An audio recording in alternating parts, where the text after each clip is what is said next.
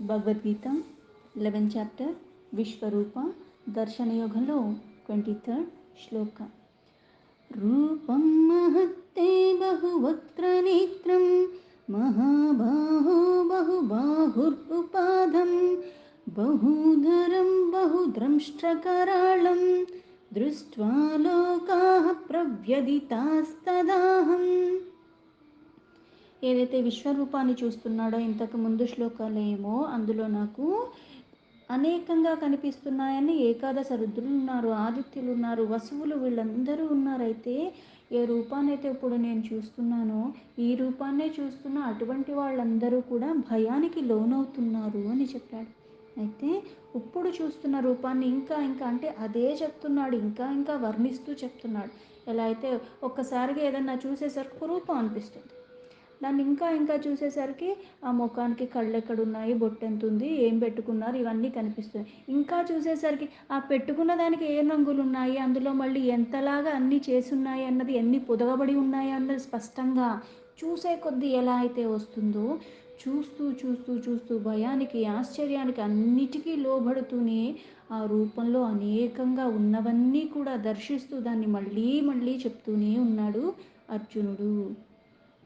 అందుకే రూపం మహత్తే అంటే ఈ రూపం ఏదైతే చాలా అతి అద్భుతంగా ఉందో ఆ విరాట రూపం అన్నది, ఎందుకు భూత భవిష్యత్ వర్తమానాలు ముల్లోకాలు అన్నీ అక్కడే కనిపిస్తున్నాయి. అందుకని అతి అద్భుతంగా ఉన్నది. ఈ అద్భుతంగా ఉన్న రూపంలో ఏం కనిపిస్తున్నాయి? బహువక్త్ర నేత్రం. బహువక్త్ర నేత్రం అంటే బహు అంటే చాలా, వక్త్ర అంటే నోర్లు కనిపిస్తున్నాయి. నోరు దేనికి కనిపిస్తుంది? ముఖం ఉంటేనే నోరు, ముక్కు, మూతి అన్నీ కనిపిస్తూ ఉంటాయి. అంటే ఇక్కడ అన్ని ముఖాలు కనిపిస్తున్న, ఇన్ని ముఖాలలో నోరు ఎక్కువగా కనిపిస్తుంది. వక్త్ర నోరు కనిపిస్తున్నాయి, నేత్రం కళ్ళు కనిపిస్తున్నాయి. అంటే ముఖంలో ఏవైతే మనకి జ్ఞానేంద్రియాలకి ప్రతీకగా ఉన్నవి, ఇక్కడ నా కళ్ళుని నా నోరుని కనుక నేను ఎప్పుడైతే నియంత్రించుకుంటానో దాని ద్వారా చాలా జరగవలసినవన్నీ అష్టం నాకే కాకుండా ఇతరులకు కూడా జరగకుండా నేను ఆపేయచ్చు. మన నోరు మన కళ్ళు చూసిన ప్రతిదీ కావాలన్న కోరిక కలుగుతుంది, దానికి తగ్గట్టుగా నోరు కూడా వేసుకొని పడిపోతూ ఉంటాం. ఇది లౌకికంగా చెప్పుకోవాలంటే ప్రధానమైనది ఇవి రెండు. అందుకే ఇక్కడ స్పష్టంగా ఏం కనిపిస్తున్నాయి? చాలా ముఖములున్న ఆ ముఖాలన్నిటికీ ఆ నోర్లు కనిపిస్తున్నాయి, నేత్రాలు కనిపిస్తున్నాయి. ఇంతకు ముందు దాంట్లో సూర్యచంద్రుడే నేత్రాలుగా కలిగి ఉన్న ఇటువంటివి అనేక ముఖములు అని చెప్పాడు. ఇప్పుడు ఇక్కడ ఈ అద్భుతమైన రూపంలో ఎన్నో నోర్లు కనిపిస్తున్నాయి, కళ్ళు కూడా కనిపిస్తున్నాయి. మహాబాహో, బాహువులు అంటే చేతులు, అయితే ఇవి కూడా మహా అంటే ఈ బాహువులు కూడా పెద్దగా ఉన్నాయి. అయితే ఈ పెద్దగా ఉన్న చేతులు మళ్ళీ ఏం చేస్తున్నాయి? బహు బాహుర్ ఉపాధం అంటే ఎక్కువ, ఉదరాలు అంటే పొట్ట, అంటే ముందు ముఖము, నోరు, కళ్ళు కనిపించినాయి, తర్వాత ఏమైంది? ఆ చేతులు కనిపిస్తున్నాయి, తర్వాత ఎన్నో రకాలుగా ఉదరాలు కూడా కనిపిస్తుంటే లెక్క పెట్టలేనండి. ఇక్కడ మళ్ళీ మళ్ళీ పాదం, ఉదరం కనిపిస్తుంది అంటే ఎక్కడి నుంచి? శిరస్సు దగ్గర నుంచి మొదలుపెట్టారు. ముఖంలో నోరు కనిపిస్తుంది, కళ్ళు కనిపిస్తున్నాయి, తర్వాత చేతులు కనిపిస్తున్నాయి, తర్వాత పొట్ట, తర్వాత కాళ్ళు. ఇవన్నీ అంటే అనేక రూపాలు కనిపిస్తున్నాయి. అంటే ఒకే రూపంలో తలకాయ ఒక దగ్గర, చేతులు ఒక దగ్గర ఉండవు కదా, అదే రూపంలో ఉన్నాయి. అయితే ఈ విశ్వమంతా కలిపి ఈ రూపంలోని ఏ రూపంలో అయితే నేను చూస్తున్నానో ఇందులో మళ్ళీ అనేకమైన రూపాలు కనిపిస్తున్నాయి.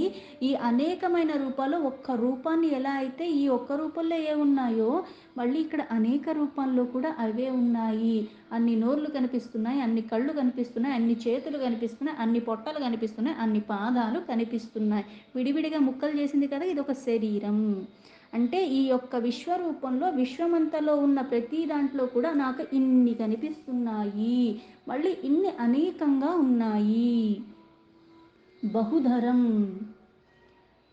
ఇక్కడ ఇన్ని ఉదరాలతో ఉన్న బహుద్రంష్ట్రకరాళం. బహుద్రంష్ట్ర అంటే అనేకమైన దంతాలు. అంటే ఇంతకుముందు నోరు కనిపిస్తుంది అన్నాడు, ఆ నోరుకు ఇప్పుడు మళ్ళీ పళ్ళు కూడా కనిపిస్తుంది. ముందు చూసేసరికి ముఖములు కనిపిస్తున్నాయి. తర్వాత ఇంకా చూసేసరికి కళ్ళు కనిపిస్తున్నాయి. ఇంకా చూసేసరికి ఆ మూతిలో ఏం కనిపిస్తున్నాయి? పళ్ళు కనిపిస్తున్నాయి. అయితే ఇవన్నీ చూస్తే ఎలా ఉన్నాయి? కరాళం అంటే భయంకరంగా ఉన్నాయి. అంటే ఆ నోరు అంటే విశ్వరూపం ఏదైతే ఇక్కడ విశ్వం కనిపిస్తుందో, ఎలా అయితే చిన్న కృష్ణుడిగా ఉన్నప్పుడు యశోదకి నోరు తెరువు మట్టి తిన్నావా అని అడిగితే అప్పుడు తినలేదని చెప్పినా మళ్ళీ నోరు తెరువు నోరు తెరువు అంటే తెరుస్తాడు. ఆ నోరు చూసేసరికి ఏం కనిపిస్తుంది? విశ్వమంతా కనిపిస్తుంది అక్కడ. అవన్నీ చూసి ఒక్కసారి భయానికి లోనవుతుంది, ఆశ్చర్యానికి లోనవుతుంది. నేనేదో ధ్యాసలో చూస్తున్నాను అనుకుంటుంది. మళ్ళీ చూసి చూసి అలానే ఉండిపోతే మళ్ళీ ఆ చూసిన స్పృహ లేకుండా తీసేస్తాడు. మళ్ళీ తన బిడ్డే కదా అని ఎలా అయితే అయిపోతుందో ఇక్కడ చూసే కొలది భయాన్ని తెప్పించేలాగా ఉన్నాయి. ఎందుకంటే విశ్వమంతా కనిపిస్తుంది, అన్ని లోకాలు కనిపిస్తున్నాయి. ఇప్పుడు నాకు నేను ఎప్పుడు చూసేదైనా సరే ఇప్పుడు మనకి ఈగ దోవ అన్నవి ఇంతింతే కనిపిస్తున్నాయి. అలాంటిది అది ఒకేసారిగా మనిషి కన్నా రెట్టింపులా ఉన్నప్పుడు నాకు కనిపించినప్పుడు భయం వేస్తుంది. ఇటువంటిది నేను ఎప్పుడూ చూడలేదు. నేను చూసిన రూపమే పరిమితి పెంచి ఉంటేనే నేను చూడలేని స్థితికి భయానికి లోనైపోతున్నాను. ఇలాంటిది నేను ఎక్కడా చూడలేదే అని అనుకుంటాం. అలాంటిది ఆ విశ్వం అంతా అందులో జరిగే ప్రతి ప్రక్రియ కూడా అక్కడ కనిపించేస్తుంది. సృష్టి జరుగుతుంది, పోషణ జరుగుతుంది, లయమైపోతున్నాయి, పునఃసృష్టి జరిగిపోతుంది, ఇవన్నీ కనిపిస్తూ ఉన్నాయి. అందుకుని భయంకరంగా ఉన్నది. ఇన్ని నోర్లు, ఇన్ని చేతులు, ఇన్ని కాళ్ళు, ఇన్ని కళ్ళు, ఇన్ని ముఖములు, ఇన్ని రూపాలు ఈ విశ్వంలో ఉన్నవన్నీ ఇక్కడ కనిపిస్తున్నాయి. అందుకే కరాళం భయమేస్తుంది. దృష్ట్వా ఇప్పుడు విన్నదానికి చూసిన దానికి వేరుగా ఉంటుంది. ఎంత వర్ణించి చెప్పినా కొన్ని కొన్ని భయం తెప్పిస్తూ ఉంటాయి. అంత వర్ణించిన దానికి తగ్గట్టుగా ఇక్కడ మనకు ఎదురుగా కనిపిస్తూ ఉంటే ఆశ్చర్యం వస్తుంది, కానీ భయం పెరిగిపోతూ ఉంటుంది. ఎందుకంటే విన్నది ఒక ప్రభావం చూపిస్తుంది, అది చూసేసరికి గుండెదడ పెరిగిపోతూ ఉంటుంది. అందుకే ఇక్కడ దృష్ట్వా అది చూస్తున్నాను అంటే ఇన్ని రకాలుగా ఇవన్నీ కనిపిస్తున్నాయి, ఇవన్నీ నేను చూస్తున్నాను. చూస్తూ చూస్తూ లోకాహ సమస్త లోకాలు అంటే ఏ భయానికైతే చూసి నేను లోబడుతున్నానో ఇందులో కనిపిస్తున్నవి అవన్నీ కూడా అవి కూడా అవే చూస్తున్నాయి. అంటే ఇంతకుముందు శ్లోకాల్లో చెప్పినట్టుగా వీళ్ళందరూ కూడా ఆశ్చర్యంతో నిన్నే చూస్తున్నారు. వాళ్ళు నిన్ను చూస్తున్నారు, నేను నిన్ను చూస్తున్నాను. ఇవన్నీ కలుపుకొని ఈ రూపాన్ని కూడా నేను చూస్తున్నాను. వాళ్ళకి భయం వేస్తుంది, నాకు భయం వేస్తుంది అన్నట్టుగానే చెప్తున్నాడు. దృష్ట్వా లోకాః ప్రవ్యదితాస్తదాహం.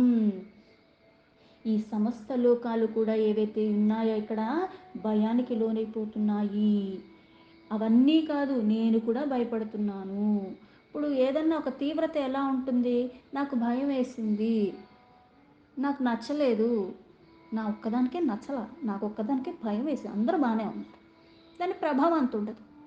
ఒక 40 మంది ఉన్నాము, 100 మంది ఉన్నాము, అందరూ భయపడుతున్నాము, అందరూ భయానికి లోనవుతున్నాము, అందరూ వణికిపోతున్నాము అంటే తీవ్రత పెరిగిపోలా? ఇప్పుడు ఈ సమస్తము కనిపిస్తుంది, అందరూ భయానికి లోనవుతున్నారు, నేను కూడా. వీళ్ళు చూస్తున్నారు, భయపడుతున్నారు, నేను ఇవన్నీ చూస్తున్నాను, నాకు ఇంకా భయం వేస్తుంది అన్నాడు.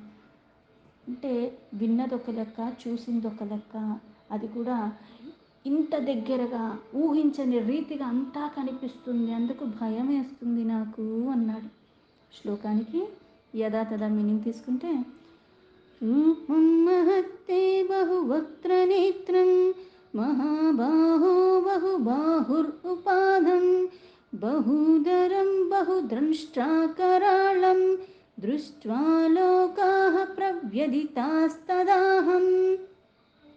ఓ మహాబాహు, లెక్క పెట్టలేనన్ని నోళ్లతో, కళ్ళతో, చేతులతో, తొడలతో, పాదములతో, ఉదరాలతో ఉన్నని ఈ కొరలేదైతే భయంకరంగా ఎన్ని కనిపిస్తున్నాయో దంతాలతో చాలా భయానికి లోనైపోతున్నారు చూసే వాళ్ళందరూ కూడా. నేను కూడా చూస్తున్నాను, వణికిపోతున్నాను. ఇప్పుడు నేను ఏదన్నా ఒక దాన్ని చూసి నేను వణికిపోవటం వేరు, ఒకళ్ళు చూసి అది వణికిపోతూ ఉండి నేను చూస్తున్నాను, వీళ్ళు వణికిపోతున్నారు, నాకు ఇంకా భయం వేసిపోతుంది. ఇప్పుడు పక్కనున్నవాడు ఏం పర్లేదు, నేను భయపడలేదంటే మనకు కాస్త గుండె ధైర్యం వస్తుంది. వాడు నాకన్నా ఎక్కువ భయపడిపోతుంటే నాకు ఇంకా భయం వేస్తూ ఉంటుంది. ఇలా అందరూ వణికిపోతూ ఉంటే భయం ఇంకా ఇంకా పరిమితి దాటిపోతూ ఉంటుంది. అందుకు నాకు భయం వేస్తుంది కృష్ణ అని చెప్పాడు.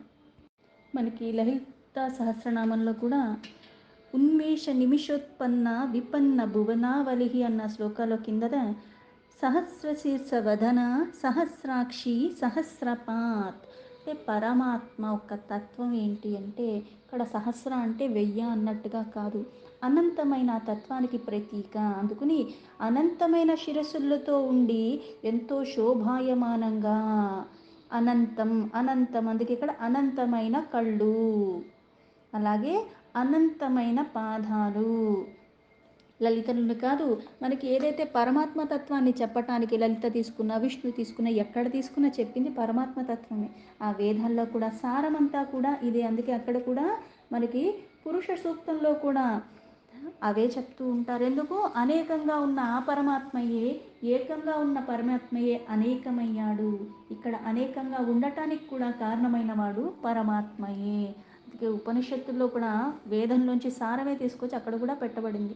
శ్వేత అశ్వత్తర ఉపనిషత్తులో, అలాగే మనకి పురుష సూక్తంలో కూడా మనకి ఎక్కువగా కనిపించేవి సహస్ర సహస్ర అని. అంటే ఇక్కడ ఈ సహస్ర అంటే అనంతము. విష్ణు సహస్రనామంలో సహస్రమూర్త విశ్వాత్మ సహస్రాక్ష సహస్రపాత్. ఇక్కడ లలితలు చెప్పిన అక్కడ చెప్పిన పరమాత్మ తత్వమే. అందుకే ఇక్కడ అనేకము, అనేకమైన తలలు అనేకమైన రూపాలుగా విశ్వానికి అంతకి కారణమైన వాడు, అనేకమైన కళ్ళులు కలిగినవాడు, అనేకమైన పాదాలు కలిగినవాడు. అంటే విరాటం అంటావు, విశ్వానికి ఆధారమైన వాడు. అలాగే సహస్రార్చి సప్తజిహ్వాః సప్తేద సప్తవాహన. సహస్రార్చి అంటే అనంత కిరణాలతో ఉన్నవాడు. పరమాత్మతత్వం అనంతమైనది. ఆ అనంతానికి కొలమానం లేదని ఎందుకు చెప్తున్నాము?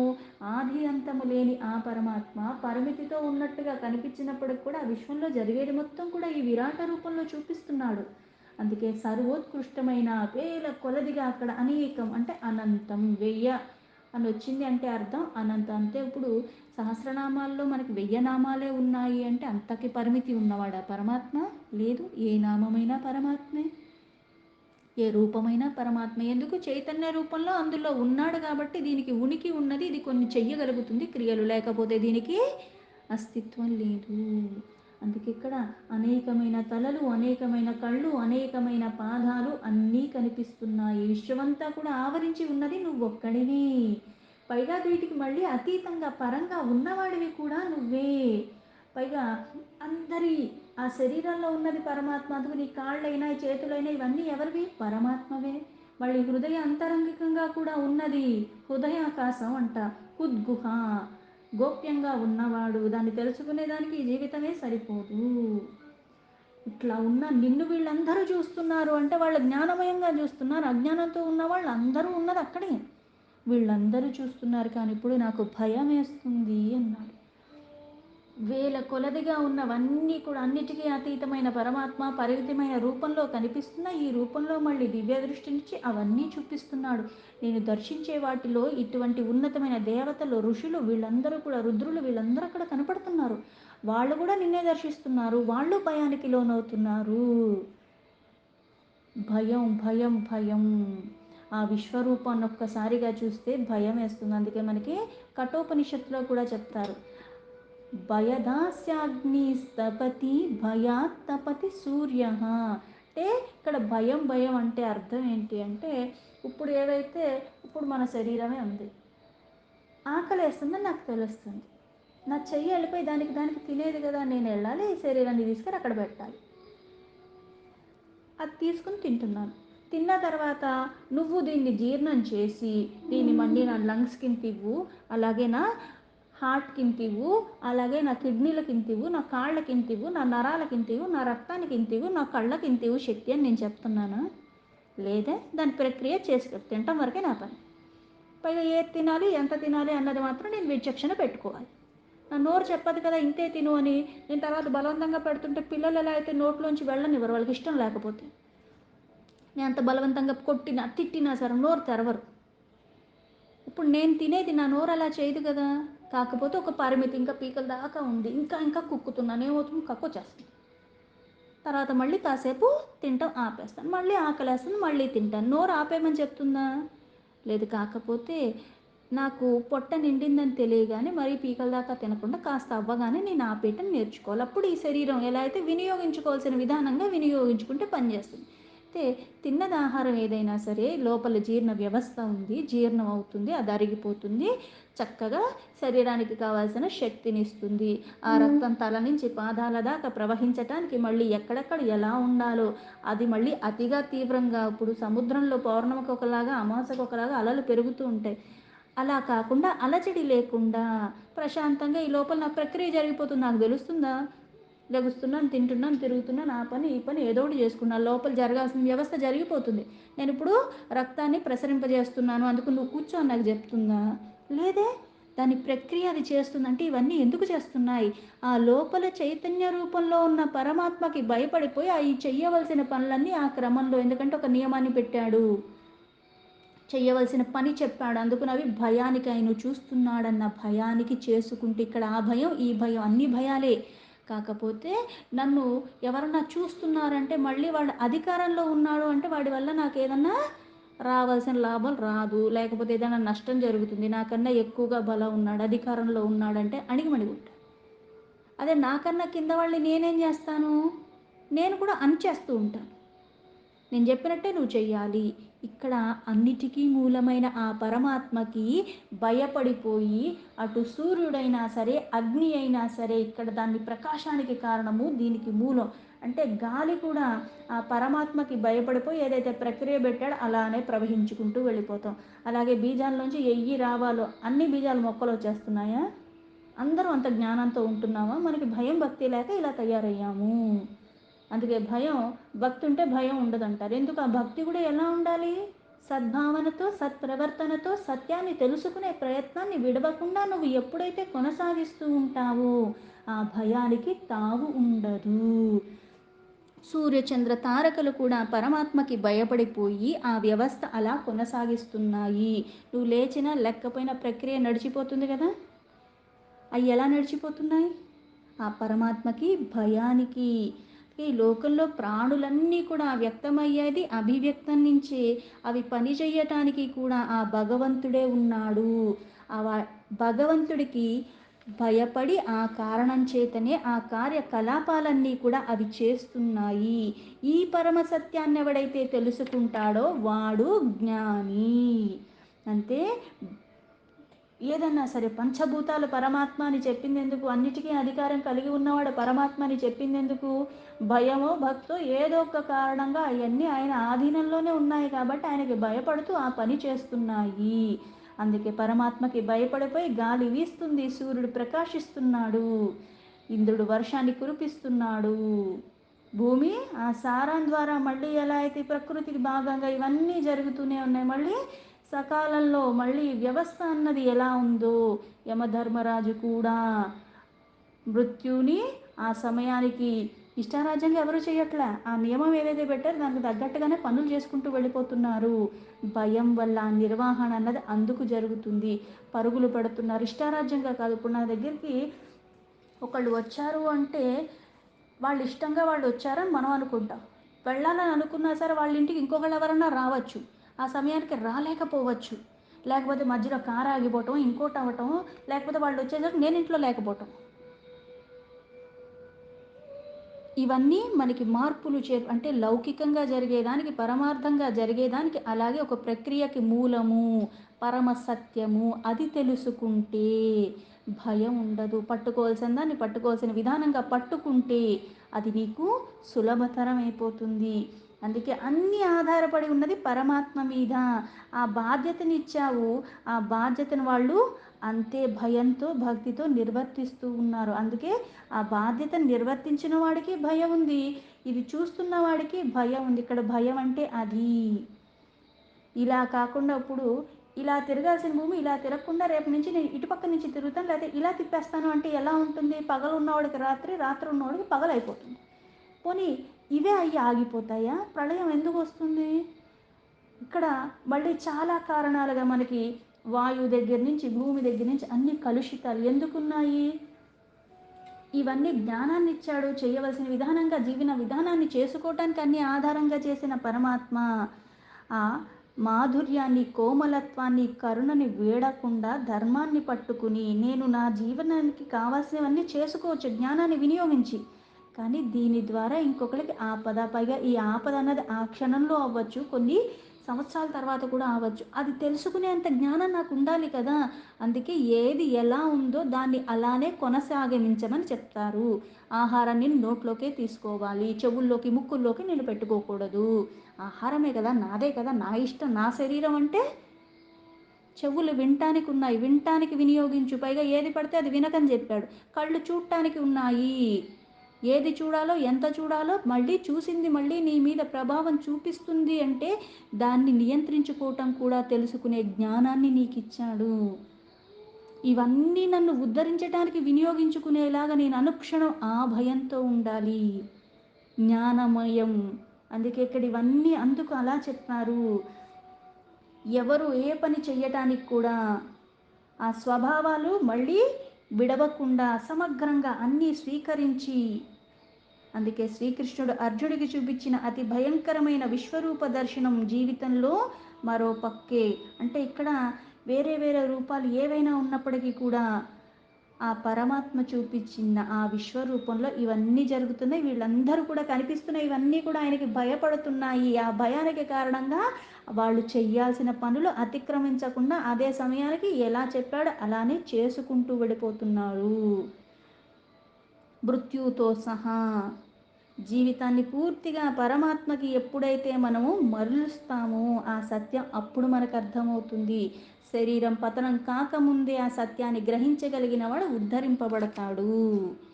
ఇన్నిగా ఉన్న పరమాత్మ అంటే నేను మానవ మాత్రుని కాబట్టి నాకు 2 చేతులే ఉన్నాయి, పరమాత్మ అంటే అన్నీ మూలం కాబట్టి 1000 చేతులు ఉన్నాయని లెక్కేసుకోవటం కాదు. ఇప్పుడు మనమే చూస్తాం, ఒక తలకాయ ఉందంటే 2 చెవులు ఉన్నాయి, అలాగే 2 చేతులు ఉన్నాయి. అలాంటిది 1000 రూపాయలు కనిపించినాయంటే 2000 చేతులు అవ్వాలి కదా! కానీ ప్రతిదానికి సహస్రం సహస్రం అని ఎందుకన్నారు? అంటే ఇక అనంతత్వానికి అనంతము అని చెప్పటానికి ప్రతీక సహస్రం అన్న పదాన్ని ఇక్కడ వినియోగించటము. ఆ పరమాత్మ యొక్క పరమ సత్యాన్ని గ్రహించటము. భయం కలుగుతుంది కానీ ఆ భయం ఎలా ఉండాలి? నా కర్తవ్యాన్ని నుంచి నువ్వు వైదొలగకుండా అలానే పట్టుకోవాలి. అన్నిటినీ సమంగా చూసేవాడు భయం అనేది ఉండదు. అందుకే సమభావంతో, సమదృష్టితో అని ఇంతకుముందు చాలా స్పష్టంగా అంటే చెప్పవలసినవన్నీ చెప్పి మానసికంగా, శారీరకంగా కూడా సిద్ధపరిచి అప్పుడు విశ్వరూపాన్ని చూపించాడు. ఇదే విశ్వరూపం భయం వేస్తుంది కృష్ణ అన్నప్పుడు చూపించుంటే అక్కడే గుండాకి చచ్చిపోయేవాడు. జ్ఞానం వచ్చిన తర్వాత కొన్ని కొన్ని చూసేటప్పుడు నీలో మార్పు రావాలి. జ్ఞానికి అజ్ఞానికి అదే వ్యత్యాసము. భయం కలుగుతుంది ప్రతి క్షణము, చెయ్యవలసింది చెయ్యకుండా నేను ఈ శరీరాన్ని విడిపోతానేమో అని భయపడాలి. అలాగే ఈ జన్మని సార్థకం చేసుకోకుండా మళ్ళీ ఈ జన్మను కూడా వృధా చేసుకుంటానేమో అని భయపడాలి. ఇక్కడ భయం అంటే అదే, అంతేగాని విశ్వరూపాన్ని చూపించాడు కాబట్టి ఎప్పుడూ చూడండి కాబట్టి భయపడిపోయాడని కాదు. అతి దుర్లభమైనది సాధ్యమయ్యేలాగా చేస్తున్నావు కృష్ణ. ఇది నాకు అర్హత లేకపోయినా, పాత్రత లేకపోయినా ఇది చూపించావు. అక్కడ ఎలా అయితే సప్త ఋషులు, మహాసిద్ధులు, ఇటువంటి సంఘాలన్నీ కూడా అక్కడ కనిపించాయి. ఆ సమూహాలన్నీ కూడా భయంతో, అంటే ఆ తత్వరహస్యాన్ని యథార్థంగా తెలిసిన వాళ్ళే ఉగ్రరూపాన్ని చూసి భయపడుతున్నారు అంటే అర్థం ఏంటి అంటే, ఎవరు చూసినా భయపడతారు కాబట్టి ఎవరు చూడకుండా ఉండండి అని కాదు. జ్ఞానం పెరిగే కొద్దీ కూడా భయం వేస్తుంది. ఎందుకు? ఏ అజ్ఞానం ద్వారా ఇప్పుడు దాకా నేను ఇది తెలుసుకోలేదు, ఇప్పుడు జ్ఞానం వల్ల తెలుసుకున్నాను, మళ్ళీ అజ్ఞానానికి దగ్గరగా వెళ్ళేలాగా అటువంటి వికారాలు కానీ అటువంటివేవి నాకు మళ్ళీ సంపర్కం కలగకుండా కూడా అంత భయంతో, అంత భక్తితో నేను పట్టుకుంటేనే సాధ్యమవుతుంది. విచ్చలవిడితనం రాకూడదు. నేను ఇలా చేస్తే నాకు అలా ఇచ్చేస్తాడు పరమాత్మ, నేను ఒక్కసారి వెళ్ళి దేవుడి దగ్గర మొక్కితే చాలు, నేను ఇలా కోరుకుంటే చాలు నాకు అన్నీ వచ్చేస్తాయి అంటే మళ్ళీ అహంకారం వచ్చింది. కోరిక కలిగి అది మళ్ళీ నాకు సిద్ధించేలాగా పరమాత్మ నాకు కృప ఇచ్చాడు. అందుకని నేను నా కోసం కాదు, నేను సిద్ధింప చేసుకోవాలన్న కోరికతో నేను ఉండకూడదు. ఎందుకంటే అడగకుండానే అపరిమితంగా ఇచ్చాడు పరమాత్మ, అందులో భాగాన్ని నేను. అయితే ఇక్కడ నాకు ఈ వికారాలన్నవి ఎక్కడ ఏ అవస్థలో ఉన్నా రాకుండా నేను అంతలాగా భయంతో ఉండాలి. ఒక్కసారిగా భయం పోయిందంటే ఏమవుతుంది? విచ్చలవిడతనం. అమ్మ నాన్న ఉన్నప్పుడు ఒకలాగా ఉంటావు, ఇంట్లో ఎవరు లేదంటే ఇష్టారాజ్యం, నన్ను ఎవడు చూడట్లేదు కదా, అలాంటివి ఉండకూడదు. మనిషి ఉన్నా లేకపోయినా, ఎవరు చూస్తున్నా చూడకపోయినా అలా ఉండగలగటం నేర్చుకోవాలి. ఆ భయం అన్నది మదిలో ఉంటేనే ఇప్పుడు బయటకు బోలెడు మాట్లాడుతున్న నాకు భయం వేస్తుందండి. వీడికి అస్సలు లెక్కే ఉండదు. కానీ భయం లోపల ఉన్నప్పుడు నీ ప్రవర్తనలో మార్పొస్తుంది. నువ్వు చేసే పనుల్లో మార్పొస్తుంది. ఆలోచన విధానంలో మార్పొస్తుంది. ఎంతవరకు వెళ్ళాలో అంతకు మించి వెళ్ళకుండా కూడా నిన్ను నువ్వు నియంత్రించుకునే ఉంటావు. అంత విచక్షణతో ఉంటావు. అందుకే ఇక్కడ అనేకంగా కనిపిస్తున్న ఆ పరమాత్మ యొక్క రూపాన్ని చూసి సకల లోకాలు అందుకు భయపడుతున్నాయి. నాకు కూడా భయమేస్తుంది అన్న భావనలో చెప్పాడు. అంటే నా కర్తవ్యాన్ని నుంచి నేను వైదొలగకూడదు. జరిగేది పరిణామం తెలిసిపోతుంది. కానీ అది తెలిసినా తెలియకపోయినా నేను చెయ్యవలసిన విధానంగానే చేసుకుంటూ వెళ్ళిపోవాలి. దీంతో భగవద్గీత 11th చాప్టర్ విశ్వరూప దర్శన యోగంలో 23rd శ్లోక సంపూర్ణం.